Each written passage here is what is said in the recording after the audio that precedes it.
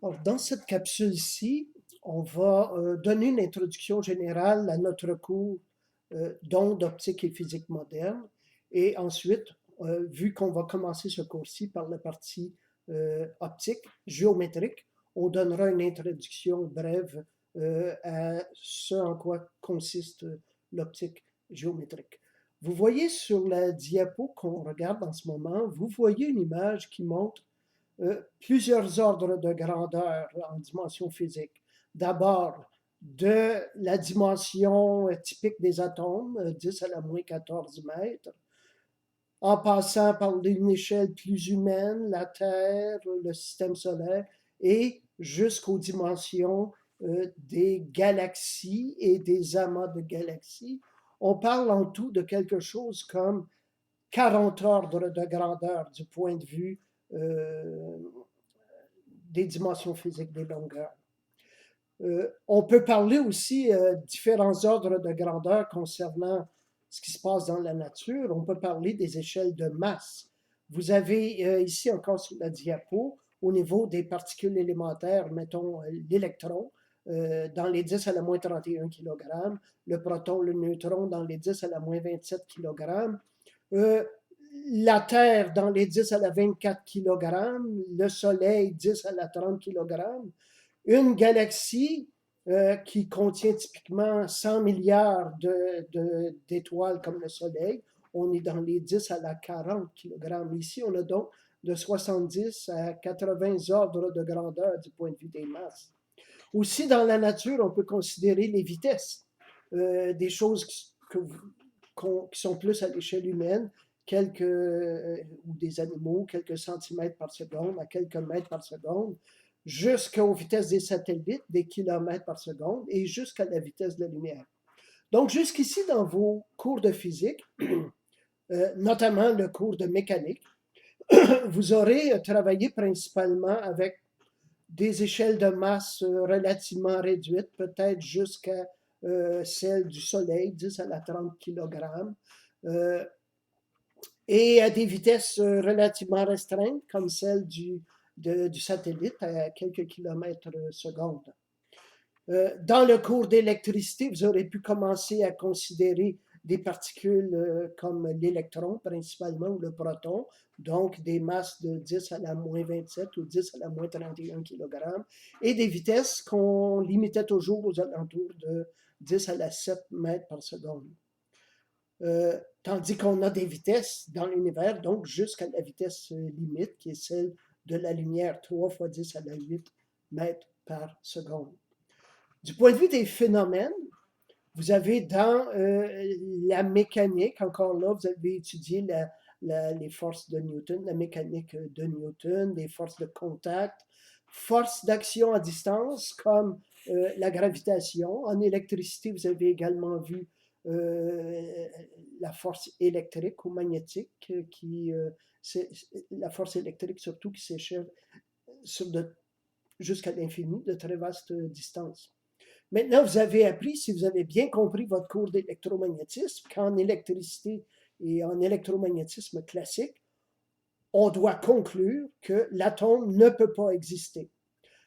L'atome ne pourrait pas exister parce que, notamment, les électrons, qui sont des particules chargées électriquement, parce qu'elles sont accélérées autour du noyau, devraient émettre de la radiation, perdre de l'énergie et s'effondrer sur le noyau en quelques fractions infinitésimales de secondes. Donc, l'atome ne devrait pas exister, la chimie ne devrait pas exister, la biologie ne devrait pas exister, et on ne devrait pas être là pour en parler. Or, dans le cours de ondes optiques et physique moderne, à la fin de ce cours-ci, vous aurez fait le tour, en fait, de toutes les échelles de grandeur de masse. On va parler des particules élémentaires avec la physique quantique, jusqu'à l'échelle du cosmos avec une petite introduction à la relativité générale et à sa cosmologie. On va comprendre, on va arriver à expliquer le fonctionnement de l'atome par les règles de la physique quantique qui appartiennent à la physique moderne. Mais on va également aussi, le cours inclut de l'optique, on va voir l'optique de deux façons. L'optique géométrique, celle sur laquelle vous avez déjà travaillé au secondaire, mais aussi l'optique physique qui va inclure l'interférence de la lumière, la diffraction et toutes ces choses-là. Donc, à la fin de ce cours-ci, on aura également parlé de la relativité restreinte. Et en mettant ensemble vos 3 cours de physique, ben, on aura fait le tour de toutes les échelles de grandeur en dimension physique, de toutes les échelles de masse et de toutes les possibilités de la vitesse jusqu'à la vitesse de la lumière. On vient de parler de plusieurs ordres de grandeur, donc vous en voyez ici, il faudra devenir très à l'aise avec toute cette terminologie, les nanos, les micros, les gigas, toutes ces choses-là. Vous devez, à la fin de ce cours-ci, parfaitement maîtriser toute cette terminologie-là. Or, on va commencer tout de suite la partie optique géométrique. Je répète, dans ce cours-ci, il va y avoir les ondes mécaniques et lumineuses. Les ondes mécaniques sont les ondes par lesquelles des déformations se propagent dans l'espace et le temps, à la manière, par exemple, d'une vague sur la surface de l'eau. Et on va parler des ondes lumineuses également, mais on va parler de l'optique géométrique et physique et de la physique moderne. Commençons avec l'optique géométrique, mais un petit rappel éventuellement de ce que vous aurez déjà vu en électricité et magnétisme. La lumière est une onde. Qu'est-ce qui ondule? Ben, ce sont les champs électriques, le champ ici E en vert, et le champ magnétique, le champ B. Les deux oscillent de façon perpendiculaire l'un à l'autre et perpendiculaire à la direction de propagation. Donc la lumière est une onde électromagnétique qui se déplace dans l'espace à la vitesse de la lumière, qui est 3 fois 10 à la 8 mètres par seconde. Ce qui caractérise une onde, comme l'onde électromagnétique, c'est ce qu'on appelle la longueur d'onde. La longueur d'onde, c'est une distance en mètres qui sépare par exemple, deux sommets du champ électrique ou deux zéros du champ électrique ou deux creux du champ électrique ou n'importe quel point équivalent dans le champ électrique. Typiquement, pour la lumière visible, la longueur d'onde est de l'ordre d'une fraction du micromètre, donc quelques centaines de nanomètres. Ce qu'on appelle le spectre de la lumière contient le spectre des ondes électromagnétiques, contient toutes les longueurs d'onde possibles. On apprendra dans notre partie physique moderne que toute particule électrique chargée électriquement, si elle est soumise à une accélération, va émettre de l'énergie sous forme d'ondes électromagnétiques. C'est d'ailleurs ce qui expliquerait que si on ne se fie qu'à l'électromagnétisme classique, l'atome ne devrait pas exister parce que les électrons devraient émettre leur énergie et s'effondrer sur le noyau. Or, si on regarde le spectre, les particules pouvant être accélérées selon toutes sortes de fréquences, ben, toutes les longueurs d'onde sont possibles, de l'ordre du kilomètre au mètre. Les ondes radio FM qu'on reçoit dans nos voitures automobiles sont de l'ordre du mètre. Des ondes de l'ordre du millimètre, comme pour les radars. Dans le visible, une partie extrêmement ténue de tout le spectre électromagnétique, c'est cette partie qu'on appelle le visible, qui est celle à laquelle nos yeux répondent. L'ultraviolet, les rayons gamma, à très très courte longueur d'onde, émises lors de désintégration nucléaire, les rayons X et toutes ces choses-là. La partie du visible s'étend de seulement à peu près 400 nanomètres à 750 nanomètres. C'est extrêmement restreint, mais ça donne que c'est la partie du spectre dans laquelle notre Soleil émet de façon prépondérante. Notre œil, l'œil, et c'est ici vraiment une illustration de ce que vous apprenez dans votre cours de biologie sur la sélection naturelle, les espèces s'adaptent à leur environnement. Eh bien, notre œil s'est adapté aux couches externes de notre Soleil.